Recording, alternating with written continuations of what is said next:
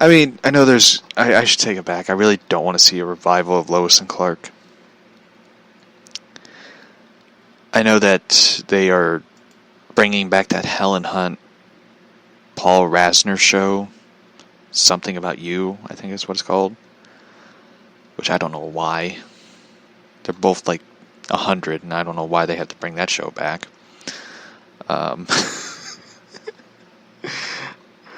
So... I'm excited for the Crisis on Infinite Earths. I read the comic. It's a really good comic.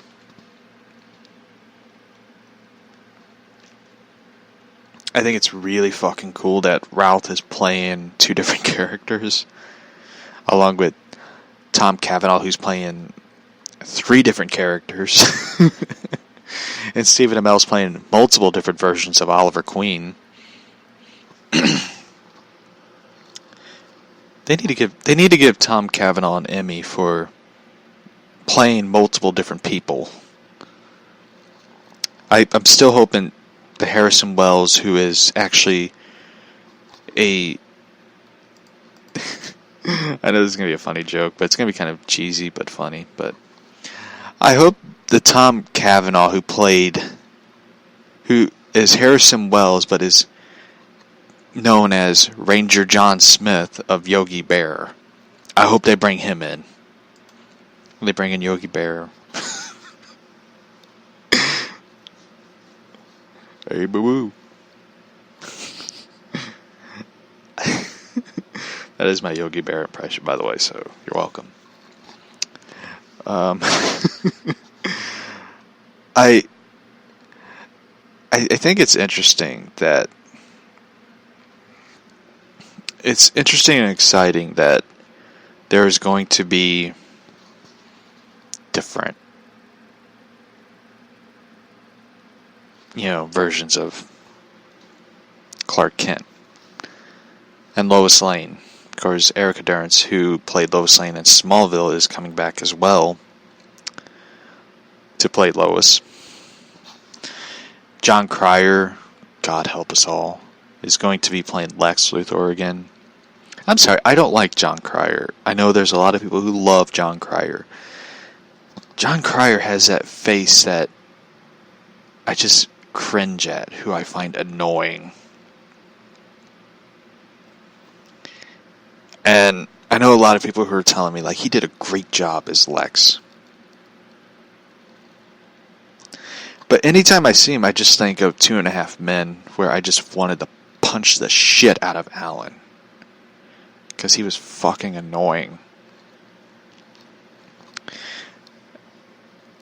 I mean, not annoying as his ex-wife, the character, Alan's ex-wife, who I find fucking annoying. But it was a really annoying show, 2.5 Men. I really just hated that show. I just didn't like it. And no wonder Charlie Sheen lost his mind. He was in that show.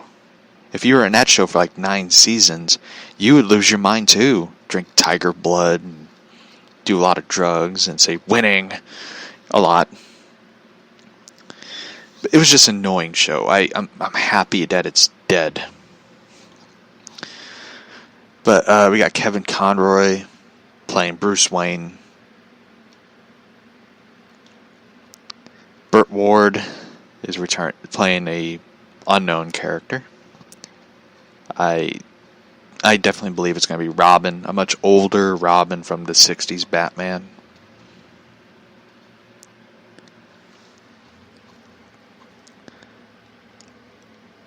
I'm really excited for Crisis on Infinite Earths. It's going to be something that the movies and the DC films never got to do. They never got to make this big-ass budget film where they do multiple Earths, they bring in... if I ever... This is hypothetical. If I ever had the chance to do that, I would be bring in Keaton from Batman. Bring in Bale. I don't know who else to bring in, but you bring in like all these multiple different characters. Like, I wish Adam West was alive to do this. I wish we got to see him sort of show up, and he would wear the bat suit. I think we all would have known it. He'd be like, if I'm going to do this, I'm being Batman. He'd wear the bat suit and show everybody how to punch. He'd be like, I could punch people so hard that words just pop out of nowhere. It would be brilliant. It would just be like one of the greatest moments in television history. And it sucks that he's not alive to do this. I would have just gone crazy. Like, this would have been such an amazing moment in comic book TV show history, and it is going to be that. I mean, here's something that DC can always hold over Marvel, and I know there's going to be a lot of Marvel stains who are going to be like, they couldn't do this in film, but they did it in TV type shit. Have you ever got to see any of the shows of the past Marvel TV shows appear in this? Do an entire crossover? No. Hell, you never got to see it in animation. I mean, there's people who still want closure on the Spider-Man, the animated series, the new animated series, or the MTV Spider-Man show, or the X-Men, or the short-lived Avengers, or the Fantastic Four, or the Spectacular Spider-Man. You never got to see it. You never got to see the entire closure of those shows. Like, it'd be great to see it, but unfortunately, nope. And we probably never get to see Tobey Maguire put on the Spider-Man suit. Or Andrew Garfield. Well, he didn't burn that bridge, he destroyed it. So, for me, I'm excited for Crisis on Infinite Earths. I'm, let's just say, enthusiastic. And it'd probably be the only time I'll ever watch Supergirl or Batwoman or Legends of Tomorrow, just to see those episodes. I mean,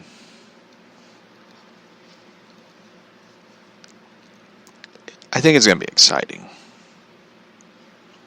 I'm happy that Ashley Scott, who played Huntress in the Birds of Prey, appear in the show. Now we're going to talk about that one. Birds of Prey, or BOP, to American television.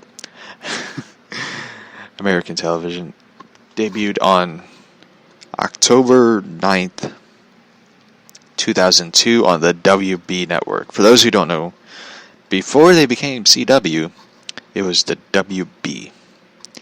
WB was like the coolest network. Like, if your show was on the WB network, it was like, it meant something. And the WB had like Smallville. They had Buffy the Vampire Slayer before it got moved to the UPN.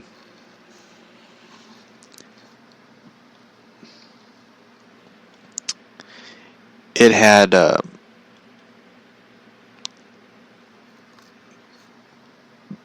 sorry, I had to burp.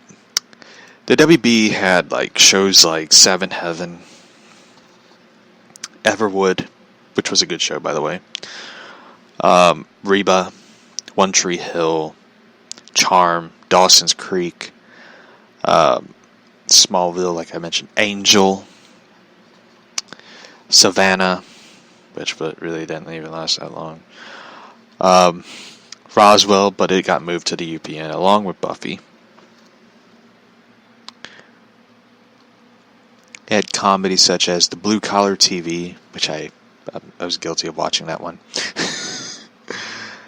I did mention Reba, so What I Like About You, Wayne Brothers. Yeah, it had a lot of like classic shows and stuff. Like Kids WB had.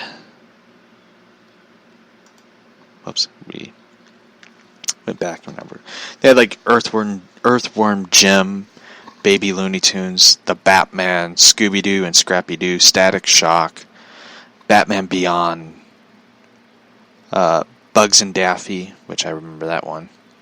That was such a classic. I'm surprised they haven't put that on Boomerang. Let's see, they had Ozzy and Drix, Mucha Lucha, Men in Black. This one they totally put under the rug.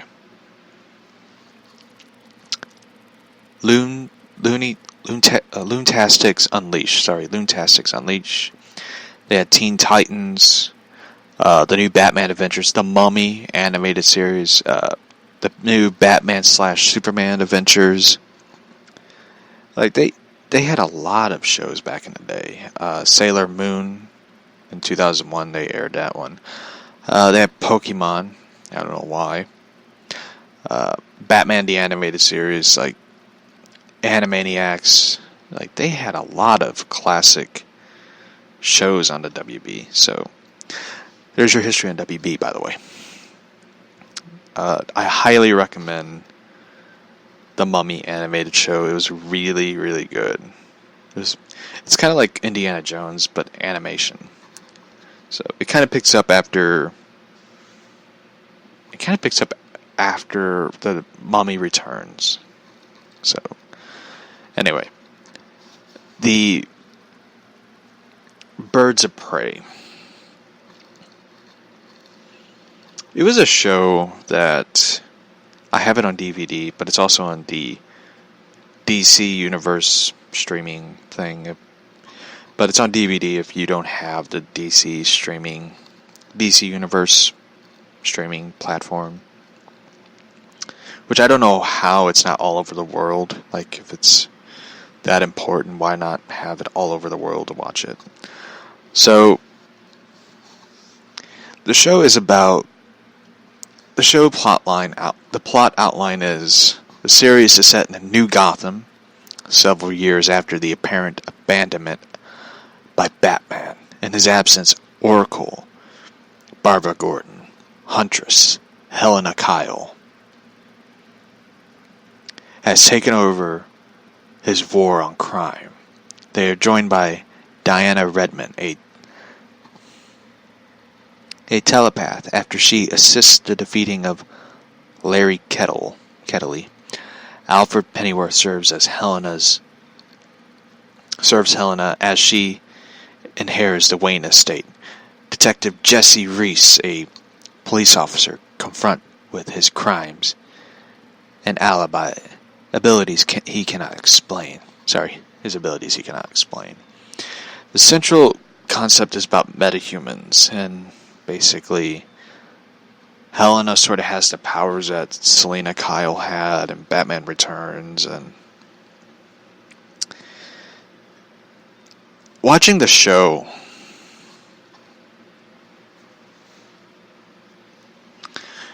it was like the big villain of it is the mastermind known as Dr. Harleen Quinzel,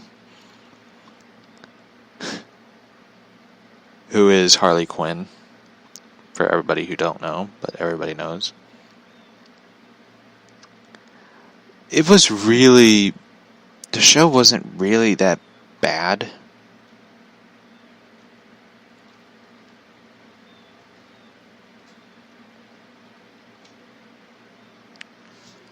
It was just really, like... There's been a lot... Like, when you watch it, it's kind of like... They could have done this, this, and this, and it would have been interesting, too. But it wasn't that bad of a show. I mean... I only watched it because of the intro, which had Batman and Catwoman. Plus, it looked like something out of... It looked like when you watch it... It looks like something out of